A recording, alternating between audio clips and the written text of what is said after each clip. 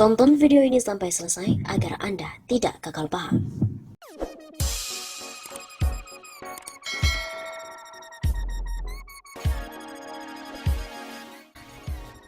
Terungkap ada kode oke sip dari Hasto Kristianto kepada Saiful Bahri soal uang 850 juta rupiah. Jaksa penuntut umum JPU membeberkan adanya kode oke sip percakapan antara Sekretaris Jenderal DPP PDIP Hasto Kristianto dengan terdakwa Saiful Bahri. Percakapan yang dimaksud melalui pesan singkat di WhatsApp yang terjadi pada 23 Desember 2019.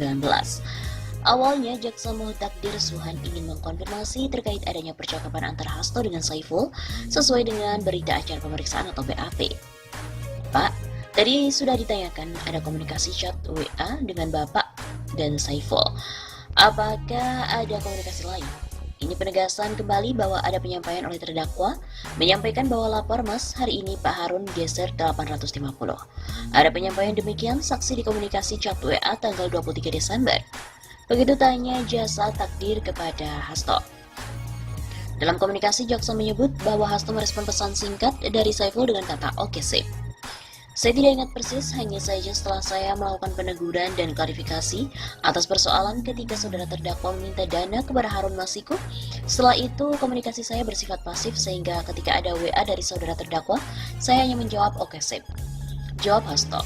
Namun demikian, Hasto menyebut bahwa responnya itu bukanlah memberikan atensi atau perintah kepada Saiful, melainkan diartikan bahwa pesan tersebut sudah dibaca oleh Hasto. Artinya, saya membaca tapi saya tidak menaruh atensi terkait hal tersebut. Begitu kata Hasto.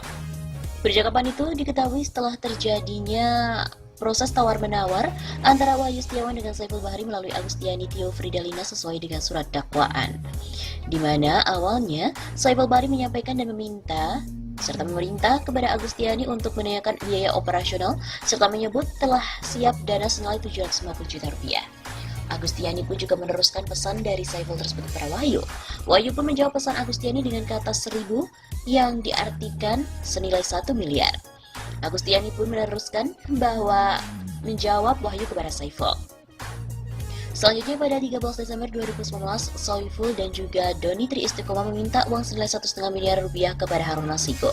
Beberapa hari kemudian, Harun menjawab siap untuk memberikan uang yang diminta Saiful senilai 1,5 miliar rupiah. Pada 17 Desember 2019, Harun Masiku memberikan uang kepada Saiful senilai 400 juta rupiah untuk diserahkan kepada Wahyu sebagai down payment. Selama beberapa lama, pada 26 Desember 2019, Harun Masiku kembali menghubungi Saiful dan menyampaikan agar Saiful mengambil uang sejumlah 850 juta rupiah.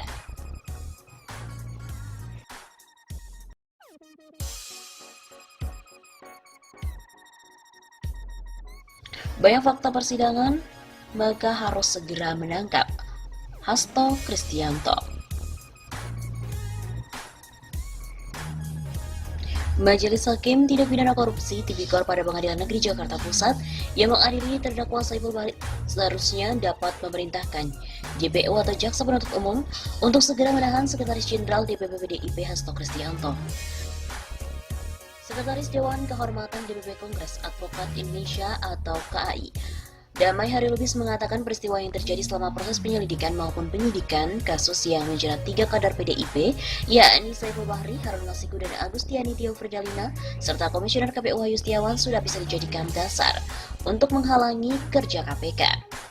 Berdasarkan petunjuk-petunjuk yang ada, termasuk keterangan para saksi dan alat-alat bukti di persidangan, serta tanda-tanda keterlibatan Hasto sejak diberitakan terkait mencret, sembunyi di gedung PT IKA dan sulitnya KPK selaku lembaga negara memeriksa gedung sekretariat PDIP, sudah merupakan bentuk penghalangan tugas lembaga anti rasuah untuk melakukan penyidikan. Begitu kata Damai Hari Lubis kepada kantor berita politik RMOL pada hari Jumat 17 April.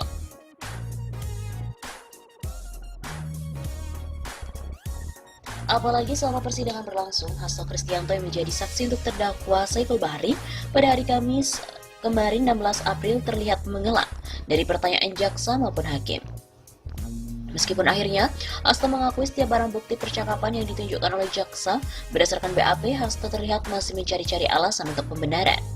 Misalnya terkait adanya bukti percakapan antara Hasto dengan Saiful yang menyebut bahwa Harun Masiku sudah menggeser 850. Diduga itu berkaitan dengan uang 850 juta rupiah yang diserahkan Harun Masiku kepada Wahyu Setiawan melalui Saiful dan juga Agustiani.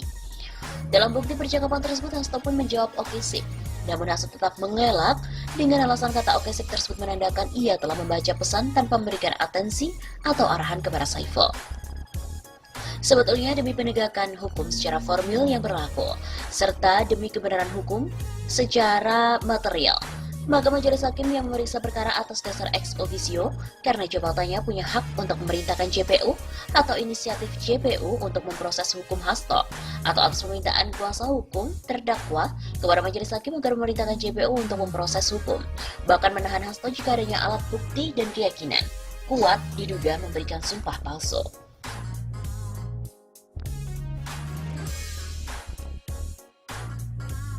Jelas damai. Apalagi di dalam persidangan, Hasto mengaku mendengar bahwa Saiful Bahri meminta uang kepada Harun Masiku pada awal Desember 2019 untuk memuluskan permohonan DPP PDIP ke KPU agar menggantikan posisi Rizky Aprilia oleh Harun Masiku. Dari kabar tersebut, Hasto juga mengaku langsung minta klarifikasi kepada Saiful dan menegurnya. Dikhawatirkan Hasto akan mencoba menghilangkan barang bukti dan atau melarikan diri. Dasar hukum dimaksud adalah KUHP pasal 174 dan KUHP pasal 242 dengan ancaman 7 tahun penjara. Begitu kata Damai. Dengan demikian, kata Hasto, jika majelis hakim masih perlu mendapatkan keterangan dari Hasto untuk mencari kebenaran, maka majelis hakim diharapkan untuk tidak segan-segan memanggil kembali Hasto untuk dimintai keterangan. Majelis hakim berdasarkan ex officio dapat memanggil kembali Hasto untuk dimintai keterangan kembali apabila majelis hakim merasa masih membutuhkan keterangan tambahan untuk membuat terang dan jelasnya perkara, lalu menggunakan hak ofisionya pada saat sidang berlangsung sesuai dengan kedua hukum positif, yakni KUHP dan KUHP. Pertanyaannya, apakah majelis hakim dan JPU mau menggunakan hak ex officio-nya itu? Begitu kata Damai.